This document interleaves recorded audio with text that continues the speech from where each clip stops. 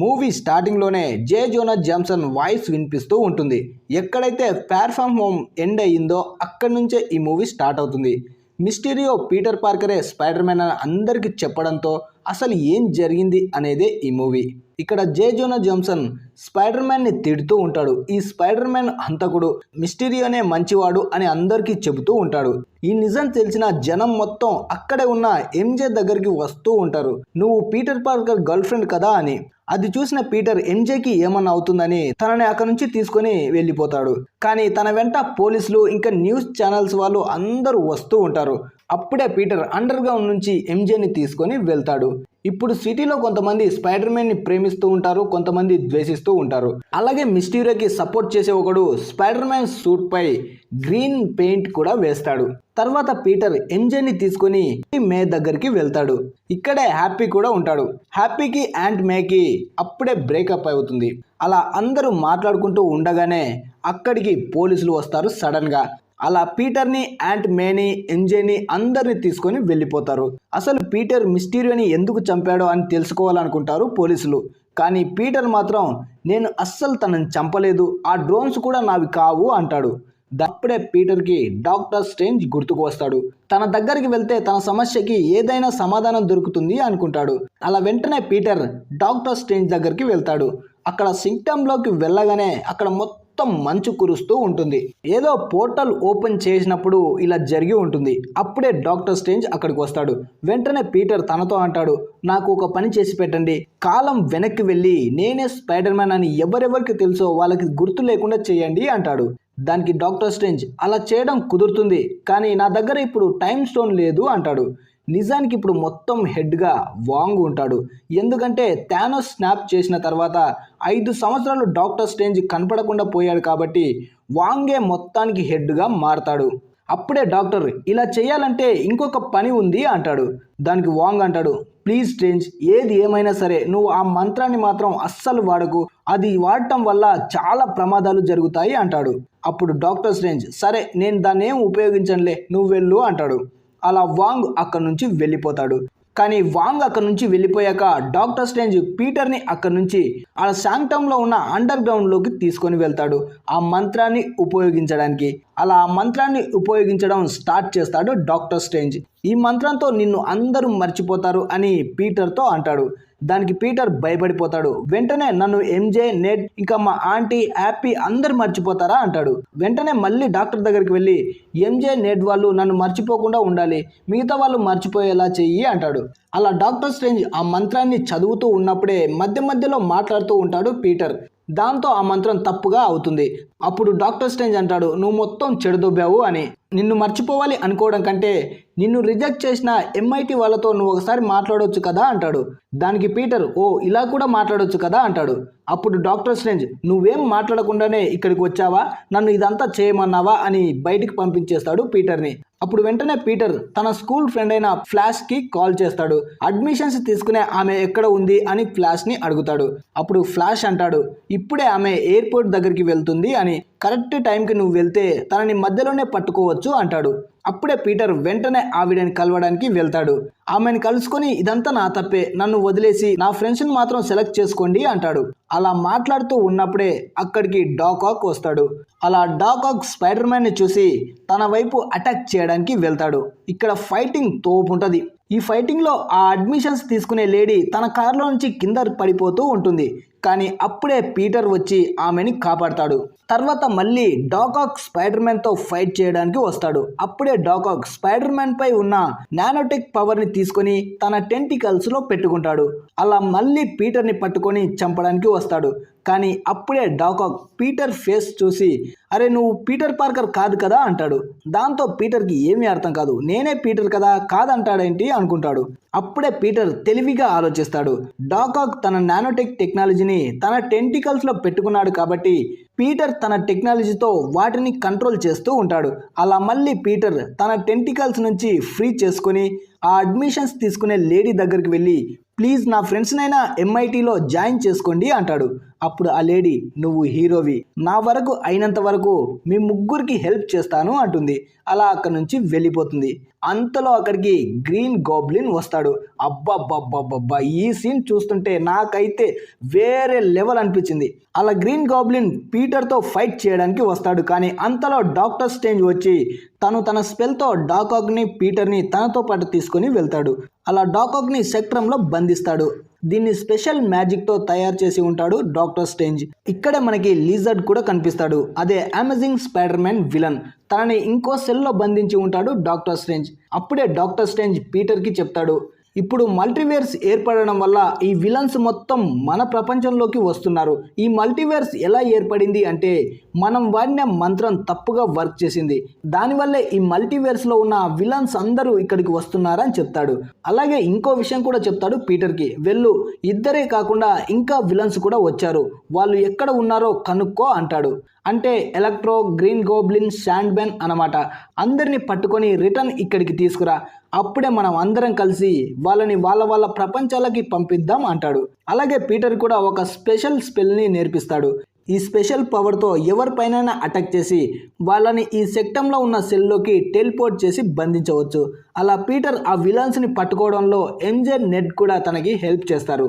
అప్పుడే Peter green గోబ్లిన్ని పట్టుకోవడం కోసం వెళ్తూ ఉంటాడు. కానీ మధ్యలో తనకి ఎలక్ట్రో తగులుతాడు.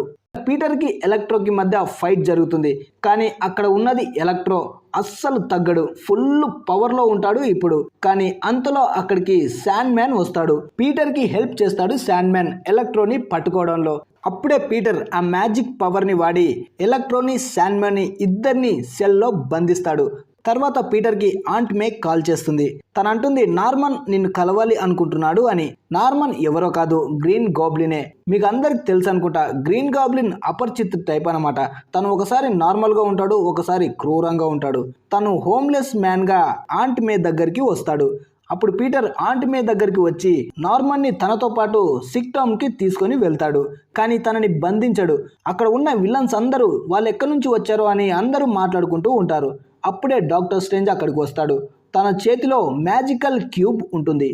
ఈ మ్యాజికల్ క్యూబ్లోనే విలన్స్ అందరినీ బంధించి వాళ్ళ ప్రపంచంలోకి రిటర్న్ పంపించాలి అనుకుంటాడు.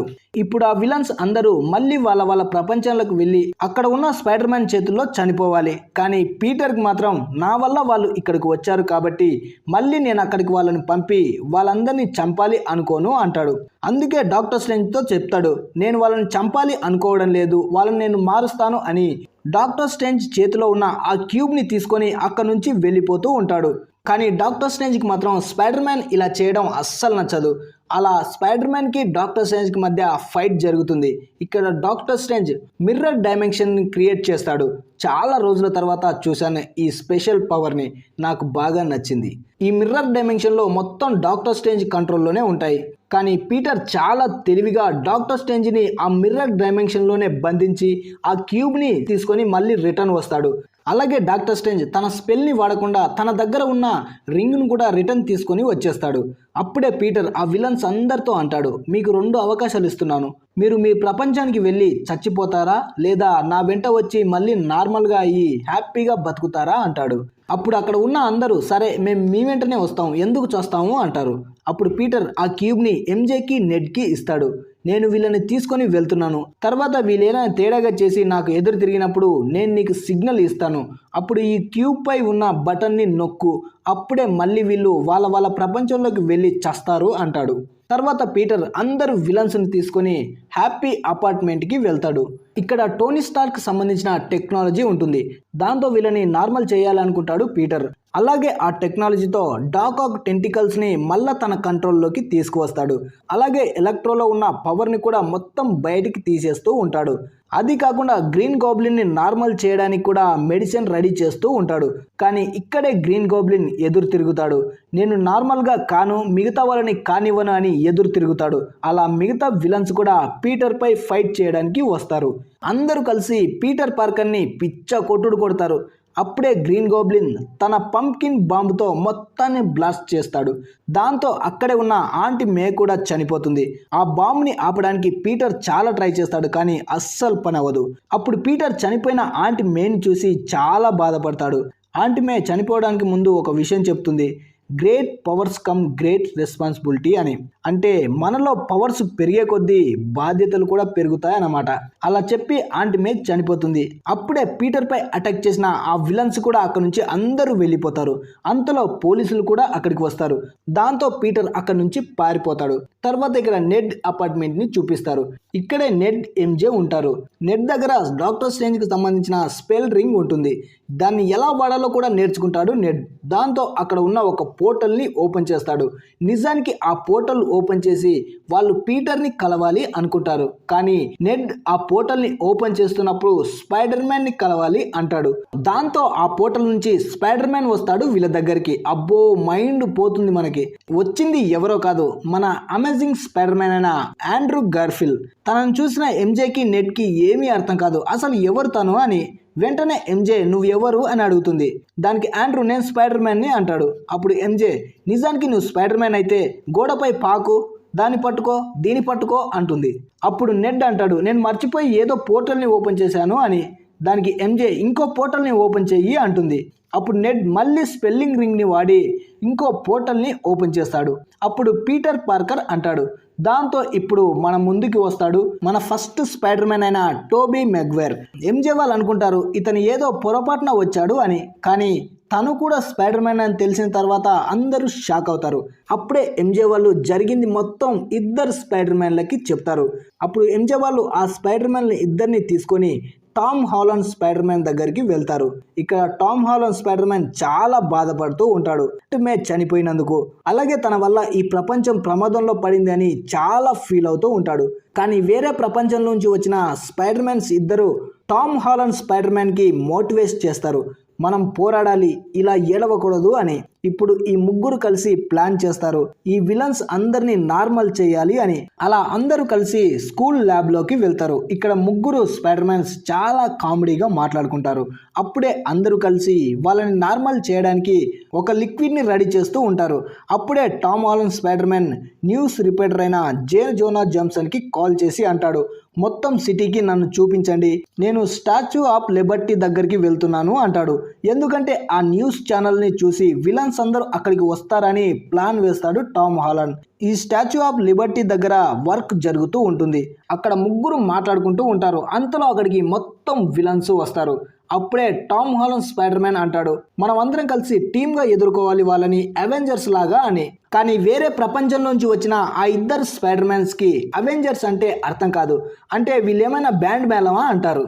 దానికి టామ్ హాలండ్ స్పైడర్ మ్యాన్ అది కాదు, మేమందరం కలిసి ఏలియన్స్తో ఫైట్ చేశాం, థానోస్ అనేవాడిని ఓడించాం అంటాడు. దానికి టోబీ స్పైడర్ మ్యాన్ అంటాడు నేను ఒక ఏలియన్ సిమ్యూట్తో ఫైట్ చేశాను అని. అదే వెనంతో అనమాట. స్పైడర్ మ్యాన్ 3లో ఫైట్ చేశాడు కదా, దాని గురించే చెప్తాడు. తర్వాత ఆండ్రూ స్పైడర్ మ్యాన్ కూడా నేను రైనోతో ఫైట్ చేశాను అంటాడు. తర్వాత ఇక్కడ ఎంజే నెడ్ మళ్ళీ ఆ పోర్టల్ని వాడి క్యూబ్ని తీసుకొని సైన్స్ ల్యాబ్లోకి వెళ్తారు. కానీ ఆ పోర్టల్ని క్లోజ్ చేయడం రాదు వాళ్ళకి. దాంతో లిజర్డ్ అక్కడికి వస్తాడు. అప్పుడే టామ్ హాలండ్ ఎంజేని నెడ్ని లిజర్డ్ నుంచి కాపాడతాడు. తర్వాత అందరూ స్పైడర్ మ్యాన్స్ కలిసి విలన్స్తో ఫైట్ చేస్తూ ఉంటారు. నిజంగా చెప్తున్నా ముగ్గురు స్పైడర్ మ్యాన్స్ని ఒకే స్క్రీన్ పై చూస్తుంటే నాకు పాత రోజులు గుర్తుకు వచ్చాయి. ఈ విలన్స్ అందరూ ఫైట్ చేయడానికి వస్తారు. కానీ డాక్ ఆక్ మాత్రమే మంచిగా మారి ఉంటాడు. ఎందుకంటే తనని టామ్ హాలండ్ నార్మల్ చేశాడు కాబట్టి. అలా స్పైడర్ మ్యాన్స్కి హెల్ప్ చేస్తాడు ఆ విలన్స్ని ఆపడంలో డాక్ ఆక్. ఈ ఫైట్ జరుగుతూ ఉన్నప్పుడే డాక్టర్ స్ట్రేంజ్ అక్కడికి వస్తాడు. తను టామ్ హాలండ్ స్పైడర్ మ్యాన్ పై కోపడతాడు. నీ వల్లే మొత్తం బాంబ్ పెట్టి మొత్తం బ్లాస్ట్ చేస్తాడు. దాంతో డాక్టర్ స్ట్రేంజ్ బంధించిన ఆ స్పెల్ మొత్తం బయటికి వస్తాయి. అప్పుడు డాక్టర్ స్ట్రేంజ్ ఆ స్పెల్ని మొత్తం మళ్ళీ కలిపి బంధించాలి అనుకుంటాడు. అప్పుడే మొత్తం స్పైడర్ మ్యాన్స్ కలిసి ఒక్కరొక్కరిగా అందరు విలన్స్ని నార్మల్ చేస్తూ ఉంటారు. తర్వాత లాస్ట్గా గ్రీన్ గాబ్లిన్ ఒక్కడే ఉంటాడు. తనని టామ్ హాలండే చంపాలి అనుకుంటాడు. ఎందుకంటే తన వల్లనే యాంట్ మే చనిపోయింది అని. అలా టామ్ హాలండ్ స్పైడర్ మ్యాన్ వెళ్ళి గ్రీన్ గాబ్లిన్ని చితక్ కొడుతూ ఉంటాడు. కానీ మధ్యలో టోబీ స్పైడర్ మ్యాన్ వచ్చి తనని ఆపుతాడు. అయినా గ్రీన్ గాబ్లిన్ వెనుక నుంచి మళ్ళీ టోబీని పొడుస్తాడు. అప్పుడే ఆండ్రూ స్పైడర్ మ్యాన్ వచ్చి గ్రీన్ గాబ్లిన్ కి ఇంజెక్షన్ ఇచ్చి నార్మల్ చేస్తాడు. తర్వాత డాక్టర్ స్ట్రేంజ్ ఆ బయటికి వచ్చిన స్పెల్ని మొత్తం కలపాలి అనుకుంటాడు, కానీ తన వల్ల కాదు. ఇప్పుడు మళ్ళీ అలా చేయాలి అంటే Tom Holland Spider Man first కోరుకున్నట్టే చేయాల్సి ఉంటుంది. అందరూ తనని మర్చిపోతారని మళ్ళీ టామ్ హాలండ్ స్పైడర్ మ్యాన్ కి చెప్తాడు. మనం ఫస్ట్ స్పెల్ని వాడకపోతే ఇంకా ఎంతమంది విలన్స్ అయినా ఇక్కడికి రావచ్చు. ఎవరెవరికి స్పైడర్ మ్యానే పీటర్ పార్కర్ అని తెలిసిందో వాళ్ళందరూ ఈ ప్రపంచంలోకి వస్తారు అంటాడు. దానికి టామ్ హాలండ్ సరే ఆ స్పెల్ని వాడండి, ఎవరు నన్ను మర్చిపోయినా నాకేం పర్వాలేదు అంటాడు. అలా వెళ్ళి తన కోసం వచ్చిన టోబీ స్పైడర్ మ్యాన్ని, ఆండ్రూ స్పైడర్ మ్యాన్కి థ్యాంక్స్ చెప్తాడు. అలా ముగ్గురు హగ్ చేసుకుంటారు. అలా డాక్టర్ స్ట్రేంజ్ ఆ స్పెల్ వాడగానే అక్కడ నుంచి ఆ ఇద్దరు స్పైడర్ మ్యాన్స్ వెళ్ళిపోతారు. అలాగే విలన్స్ మొత్తం అక్కడ నుంచి వాళ్ళ ప్రపంచంలోకి వెళ్ళిపోతారు.